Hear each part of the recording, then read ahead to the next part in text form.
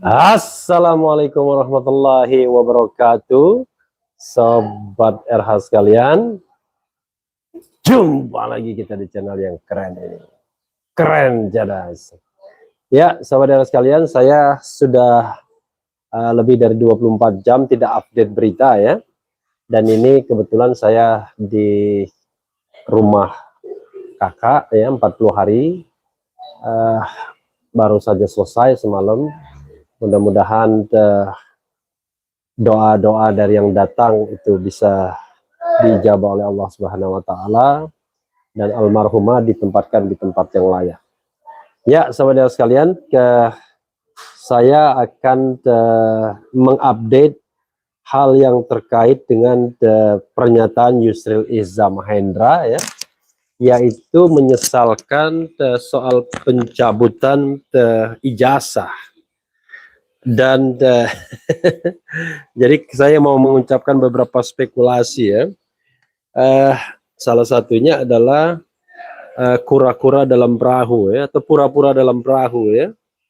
Jadi apakah betul Yusril tidak tahu sesungguhnya penyebab dicabutnya permohonan ini atau gugatan ini, ataukah dia ingin apa ya, tidak tahu kita ya. Tetapi intinya adalah pasti ada something, cuma somethingnya kan kita tidak bisa jelaskan, karena sebagai seorang advokat ya, kita paham harusnya go forward ya, tetapi soalnya adalah menjadi tidak gampang memang ketika yang digugat adalah kekuasaan, dan kekuasaan tersebut memiliki state apparatus, memiliki jaringan, dan lain sebagainya, dan lain sebagainya. Belum lagi tiba-tiba beberapa hari yang lalu ada juga orang yang biasanya kerjanya ngelaporin orang melaporkan kembali kasus makar Egy Sujana ya. Nah, kita tidak tahu ya apakah ada kaitan dengan itu semua atau tidak, tetapi kan fenomena-fenomena itu akhirnya memang membuat tidak mudah ya. Termasuk juga penangkapan Bambang Tri. Why begitu reaktifnya untuk ditangkap, walaupun tudingan yang tidak langsung berkaitan. Tapi kan orang juga nggak bodoh ya. Masa nggak ada kaitannya antara penangkapan Bambang Tri dengan Gus Nur, yaitu penistaan agama. Kita tidak tahu siapa yang berkeberatan bahwa itu penistaan agama atau tidak. Tetapi dalam hal tertentu, saya setuju dengan apa yang dikatakan Yusril, bahwa dengan pencabutan ini spekulasi tidak selesai. Karena belum ada proses tahap pembuktian. Kalau pembuktiannya hanya sekedar omongan-omongan dan tidak di depan persidangan, ya tidak bernilai. Ya, tidak bernilai. Jadi saudara sekalian, ya kemudian tetap berspekulasi, why begitu susahnya untuk menunjukkan ijazah asli ke muka persidangan, and then the case is closed. Tetapi dengan macam-macam ya, itu kemudian orang bertanya-tanya, termasuk kemudian pencabutan. Makanya saya katakan, kalau kita baca ya teori pencabutan ini 3, dan saya tidak tahu mana yang benar. Satu, yang paling mudah dulu ya, ada amicable settlement. Ada win-win solution antara penggugat yang digugat. Jadi amicable settlement itu ya udahlah, kita nggak melanjutkan kasus ini dan kita selesaikan settlement di belakang layar ya. Di belakang layar, di atas meja. Nah, kita tidak tahu apakah itu. Yang kedua adalah soal-soal yang terkait dengan jamak. Setiap kita berhubungan dengan kekuasaan, maka kekuasaan bisa menggunakan jaringan ya, kebijakan, kemudian apapun itu ya, untuk menyetop ya, untuk membuat orang kemudian tidak go forward, tidak lebih lanjut mempermasalahkan soal ini. Nah, ini yang kedua, teori ini umum aja, saya tidak tahu mana persisnya. Nah, yang ketiga ya, yang ketiga adalah terkait dengan ya kesadaran saja taktik dan strategis, bahwa for the time being, untuk saat ini kalau dilanjutkan pun tidak akan menang. Kenapa tidak akan menang? Akan kesulitan dalam proses pembuktian, yaitu misalnya menghadirkan saksi-saksi.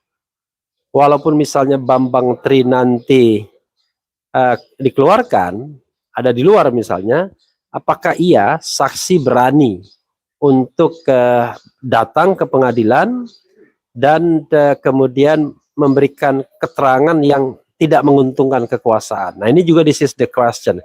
Beda kalau kita memberikan keterangan yang menguntungkan kekuasaan. Wah, dengan senang hati. Semua bisa berbondong-bondong dan tidak ada rasa takut ya. Walaupun bahasa yang digunakan dengan bahasa yang gagah, tapi sesungguhnya tidak gagah juga kalau membela kekuasaan, karena membela kekuasaan itu mudah ya, mudah tapi untungnya banyak. Tapi membela kebenaran, nah itu tidak mudah ya, karena kadang-kadang ada konsekuensinya. Jadi saudara sekalian, coba kita sedikit bacakan berita dari CNN Indonesia, dan tulisan asli Yusril ini juga sudah saya baca ya. Panjang sekali ya, tetapi intinya Yusril terkesan di satu sisi dia menyayangkan, di satu sisi dia menyalahkan, ya kan? Tetapi yang paling penting adalah memang betul apa yang dikatakan Yusril, belum ada keputusan hukum yang inkrah, yang final, yang bisa menjelaskan secara jelas ya, tidak ada keraguan lagi mengenai kasus tersebut ya.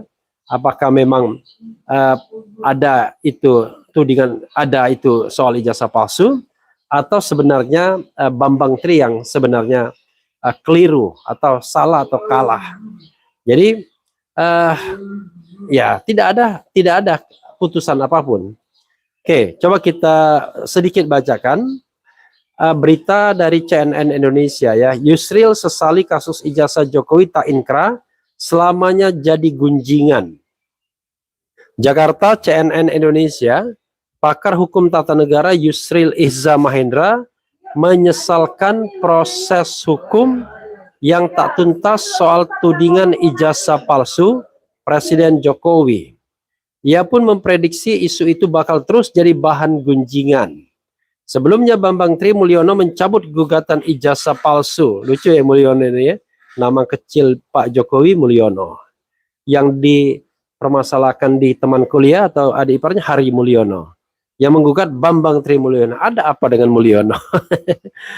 Sebelumnya Bambang Tri Mulyono mencabut gugatan ijazah palsu Jokowi di Pengadilan Negeri Jakarta Pusat.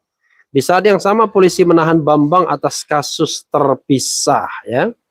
Yusril memandang dengan ketiadaan putusan berkekuatan hukum tetap dalam kasus tersebut akan terus membuat isu tersebut jadi gorengan politik. Padahal putusan hukum yang inkrah van Gewisdeh dan menyatakan ijazah Jokowi asli atau palsu sangat penting. Bukan saja untuk mengakhiri kontroversi politik mengenai soal itu, tetapi juga sangat penting untuk kepastian hukum agar kasus kontroversial ini berakhir dengan jelas, ujar Yusril melalui pesan tertulis kepada siapa aja ya, termasuk CNN Indonesia. Kalau tidak, kasus ini selamanya akan menggantung dan menjadi gunjingan politik tanpa henti sambungnya ya. Ketua Umum Partai Bulan Bintang ini menilai yang selama ini dilakukan kedua pihak hanya membangun opini, bukan memberi bukti hukum ya. Oke. Dari pihak yang pro, simpatisan Jokowi ramai-ramai menyatakan mereka menjadi saksi ijazah Jokowi asli. Dari pihak penggugat dan oposisi, mereka tak berhenti menggunakan media untuk melancarkan serangan bahwa Jokowi adalah penipu dan ijazahnya palsu dengan bukti-bukti versi mereka. Tetapi semua pernyataan itu hanyalah bagian dari pembentukan dan penggalangan opini belaka. Dari sudut hukum, pernyataan-pernyataan itu tidak ada bobot dan nilainya, kecuali keterangan itu diucapkan di bawah sumpah dalam sidang pengadilan yang terbuka untuk umum, cetus Yusril. Sebagai informasi, pengacara Bambang sebelumnya mengaku akan kesulitan membawa bukti-bukti ke persidangan karena kliennya sedang ditahan dan sulit ditemui. Bambang klaim pengacara memegang data dan mempunyai akses terhadap saksi-saksi yang menguatkan gugatan ijazah palsu Jokowi. Alasan ini terkesan aneh, ucap Yusril. Menurut dia, pengacara yang bekerja secara profesional tentu telah mengumpulkan bukti-bukti yang membuatnya yakin memenangkan gugatan sebelum mendaftarkannya ke pengadilan. Pengacara tersebut, lanjut Yusril, pasti mengetahui ketentuan hukum acara perdata. Siapa mendalilkan harus membuktikan dalilnya. Semestinya pengacara memberi nasihat kepada Bambang agar meneruskan gugatan. Jadi saya juga bisa bertanya, apakah penahanan BTM hanya sebagai alasan untuk mencabut perkara, ataukah memang sedari awal para pengacaranya tahu bahwa bukti-bukti yang akan dihadirkan di sidang nantinya kurang meyakinkan tutur Yusril. Ibarat kata pepatah, berjalan harus sampai ke ujung, berlayar harus sampai ke tepi. BTM Bambang Trimulyono juga harus dengan kesatria menerima apapun putusan pengadilan nantinya. Gugatannya dikabulkan, ditolak dengan segala implikasinya, imbuhnya. Terlepas dari itu, Yusril menyayangkan pihak kepolisian memproses hukum Bambang Tri setelah gugatan ijazah palsu Jokowi didaftarkan ke PN Jakarta Pusat. Walaupun penahanan ini tidak berkaitan dengan gugatan ijazah palsu Jokowi, namun langkah itu mengesankan pemerintah menggunakan kekuasaan bukan hukum dalam menghadapi BTM, tandas mantan Menteri Kehakiman itu. Ya, saudara sekalian, ada satu hal yang ingin saya komentari ya. Andai kita bisa ngomong apa adanya ya, tanpa berusaha menggunakan bahasa-bahasa yang agak halus ya, indirect ya, maka sesungguhnya mudah sekali untuk melihat bahwa kasus ini lebih banyak faktor-faktor politiknya ketimbang hukumnya, atau faktor hukumnya dikalahkan oleh faktor-faktor politiknya. Dan paling mudah adalah ketika sekonyong-konyong Bambang Tri ditangkap, dan kasusnya juga lucu gara-gara mubahalah. Dan Gus Nur menemani, kira-kira begitu. Dengan ditangkapnya Bambang Tri, maka dia tidak bisa ngomong lagi, tidak bisa memberikan statement lagi, tidak bisa mengatakan tembak kepala saya kalau saya keliru. Itu kan a strong statement. Mubahalah itu sendiri juga merupakan keberanian yang luar biasa karena mengatakan siap dilaknat kalau seandainya dia berbohong. Oke, itu satu sisi. Setelah Bambang Tri ditangkap, maka justru sebaliknya, ya, kalau kita bicara tentang konflik perdatanya, ya, tanpa harus mengatakan bahwa siapa lawannya, maka lawan konflik perdatanya justru memiliki kebebasan untuk melakukan mobilisasi. Mobilisasi mulai dari teman kuliah, kemudian guru SMA, kepala sekolah SD, bahkan sampai rektor UGM sekalipun, yang mengatakan sebaliknya dari apa yang disampaikan Bambang Tri. Nah, saya juga terkena sebuah penyakit, tidak boleh ngomong apa adanya, as it is, terus terang ya. Nah, jadi pertarungan tidak seimbang seperti film Gladiator ya, ketika Russell Crowe, namanya siapa ya, Gladiator itu, yang dari bintang Hollywood dari Australia, itu bertarung dengan gladiator legendaris, tetapi di rantai kakinya dan di belakangnya ada macan. Pertarungan tidak seimbang, walaupun penonton penonton mendukung sang gladiator ini. Tapi bagaimanapun pertarungan tidak seimbang, walaupun akhirnya dimenangkan oleh yang diperlakukan tidak adil dalam pertarungan tersebut. Tapi dalam kasus Bambang Tri ini pertarungan tidak bisa berlanjut karena pengacara tiba-tiba sekonyong-konyong ya, sebelum tanggal 31 besok dia menarik gugatannya atau mencabut gugatannya dan mengatakan tidak akan hadir. Salah satu alasannya adalah karena mereka takut atau khawatir dikalahkan dengan ketiadaan bukti. Nah, Yusril pernah mengatakan, loh, kalau pengacara profesional ya harusnya bukti-bukti sudah di tangan. Jadi untuk memastikan bahwa gugatan itu memang punya nilai, bukan kemudian bukti-bukti itu masih dipegang prinsipal. Tapi Hosinuddin mengatakan, ya kan, ada dua tipe lawyer itu. Pertama, yang aslinya tetap dipegang oleh prinsipal, sementara dia pegang fotokopian sebagai bahan untuk mengajukan gugatan. Tapi ada juga lawyer yang ingin memastikan bahwa mereka pegang yang aslinya. Jadi ini bukan soal dua tipe mungkin ya, tetapi ada soal lain yang tidak dikatakan baik oleh Hozinuddin, Egy Sujana, Yusril Iza Mahendra dan lain sebagainya. Jadi kita hanya bisa melakukan analisis seperti itu. Ada amicable settlement entah antara Bambang Tri atau istana, atau antara lawyer dengan istana atau dengan siapapun. Yang kedua ada intimidasi yang barangkali entah ke Bambang Tri, entah ke lawyer dan lain sebagainya. Atau memang ini adalah taktik dan strategi yang sebenarnya saya tidak melihat benefitnya, karena kalau kita bicara mencari kebenaran dan keadilan, ya bukan soal kalah dan menang, tetapi bagaimana proses pembuktian itu dilakukan. Toh masih ada institusi banding, ada institusi kasasi, dan institusi peninjauan kembali. Walaupun tetap saya mengatakan ketika sidang bakal digelar, mungkin nggak ada saksi yang berani datang mungkin ya. Sama seperti pemilu, ketika Prabowo melakukan sebuah katakanlah menyatakan sebuah statement ya melalui lawyernya mengenai keterlibatan state aparatus dalam proses berpemilu, itu tidak ada saksi yang berani atau mau datang. Ya akibatnya tidak mungkin sebuah dalil, sebuah argumentasi hukum itu dibenarkan kalau tidak ada saksi yang menguatkannya. Nah dalam konteks ini kalau kita baca Jokowi Undercover ya Sobat Era sekalian, memang fakta dan data itu sudah dikemukakan oleh Bambang Tri, tapi kan itu not verified, harus diverifikasi melalui proses pengadilan. Nah verifikasi melalui proses pengadilan itulah yang harus membawakan bukti-bukti, baik bukti surat ya maupun saksi-saksi. Pertanyaannya sekali lagi, kalau diteruskan apakah berani, apakah bisa saksi tersebut datang ke pengadilan? Mengingat ketika terjadi penangkapan terhadap Bambang Tri, ini kelihatan bahwa kekuasaan menggunakan langkah-langkah koersif untuk menyetop itu semua. Ya, jadi di satu sisi ada langkah koersif terhadap penggugat, di sisi lain ada mobilisasi untuk mendukung. Nah, justru ini makin menunjukkan sebuah pertanyaan besar ya. Jangan-jangan titik-titik ya. Jangan-jangan. Oke, Sobat Era sekalian, coba kita bacakan komentar Sobat Era sekalian dalam konteks ini ya. Terima kasih dengan yang sudah bergabung ya. Kemarin 24 jam, 24 hours kita tidak live ya. Oke.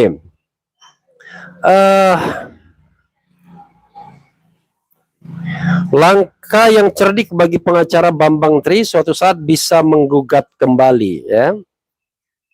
Oh ya, sebelum saya lupa, sebenarnya ketika saya undang, Hozinuddin mengatakan berharap DPR mau take over, tidak hanya DPR tapi DPD mau men-take over masalah ini, karena kan lebih bagus kalau ini dibawa ke ranah politik dan dilakukan oleh lembaga resmi, bukan perseorangan. Nah, kalau seandainya dilakukan oleh DPR, maka DPR punya hak paksa untuk menghadirkan saksi-saksi dan it will be easy, ya mudah.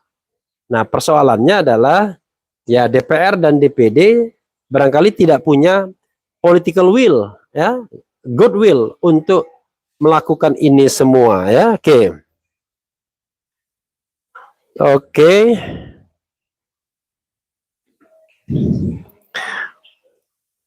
Kemudian Bang Refli, Anda saja yang merasa lebih pandai dan pintar dan paling benar yang jadi pengacaranya. Nah, itu yang persoalan. Saya tidak merasa lebih pandai dari Yusril, dari Hozinuddin, dan dari Egy Sujana ya. Pertanyaannya adalah saya hanya membahasnya saja dari sisi apa yang ada ya. Mereka yang lebih pandai. Oke. Saya juga bersyukur dan angkat topi kepada Bambang Tri dan pengacaranya. Dengan dicabutnya gugatan terhadap Jokowi, biarkan saja Jokowi sampai kapanpun. Bikin repot sendiri, kerepotan sendiri, marah-marah sendiri, menduga sendiri, disimpulkan sendiri. Ayo dong, oposisi harus bermutu. Oke. Susah bang, yang kecil pasti ketakutan dan pasti kalah. Yusril kan ahli tata negara. Ini susahnya begini, Sobat Era sekalian. Kita tidak bisa ngomong apa adanya, itu masalahnya. Walaupun barangkali kita mengetahui sesuatu atau informasi atau apapun. Nah saya yakin mereka-mereka itu ada informasi yang bisa lebih menjelaskan kenapa pencabutan itu terjadi, tetapi barangkali kita harus membaca reading between the lines ya. Jadi ya itulah kira-kira ya. Saya orang awam, hukum bagi saya Bambang Tri Mulyono sudah menang. Pada gugatannya yang kedua ini, gugatan yang kedua ya, ingat itu ditembak kepalanya juga tidak akan meniadakan gugatannya. Terus terang saya masih curiga tentang keaslian ijazah Jokowi. Kenapa? Dia bukan berusaha membuktikan keaslian ijazahnya, tapi malah menggiring opini melalui UGM dan teman-temannya. Kemudian bikin report, oke apa? BT sudah di dalam jeruji besi bersama Gus Nur, yang semua data tidak dapat dihadirkan oleh pengacara BT, serta orang sudah berjanji dengan BT tidak diketahui, sehingga pertandingan masih 0-0 ya.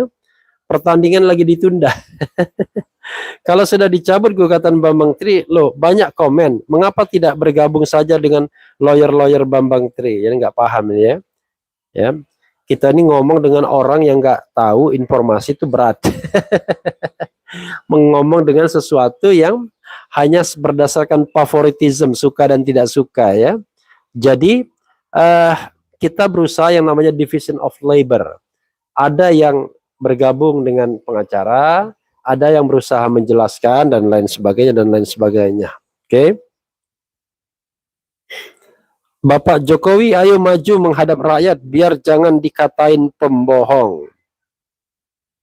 Oke.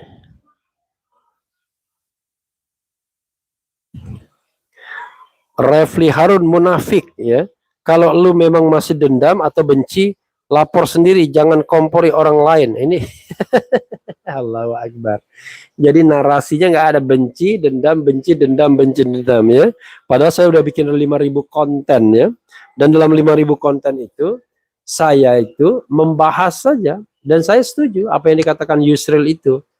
Karena dia menyesalkan kok tidak sampai ujung, ya kan? Ketika layar terkembang kok harusnya sampai ujung. Nah, sampai putusan dan inkra kok enggak gitu ya. Susah melawan yang berkuasa kecuali didukung oleh rakyat semua. Benar-benar ingin kebenaran, yang berkuasa itu bisa berbuat apa saja, itu udah fakta ya. Kasus ijazah palsu kasus besar, harus dituntaskan dan diklarifikasi untuk ketenangan kebenaran yang hakiki, untuk keselamatan, ketenangan, keadilan, keutuhan keadilan seluruh rakyat bangsa negara. Kemudian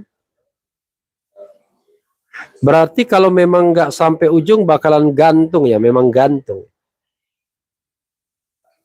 Yusril ahli tata negara, dorong dong dengan keahliannya agar DPR, MPR, polisi selidiki masalah ijazah Jokowi.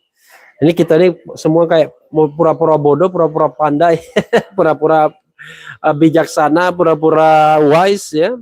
Padahal sesungguhnya saya from the beginning saya mengatakan the problem is kita tidak bisa ngomong apa adanya. Itu yang jadi masalah. Ya, makanya agar bisa ngomong apa adanya, harusnya ini di take over oleh DPR dan DPD ya. Ya, terutama DPD yang lebih independen. Kalau ketua DPR kita tahu belongs to a political party, the ruling party. Tapi ketua DPD kan harusnya bisa. Tapi apapun itu kita doakan ya, nanti suatu saat kebenaran terungkap. Kebenaran terungkap itu tidak mesti bahwa yang benar adalah Bambang Tri.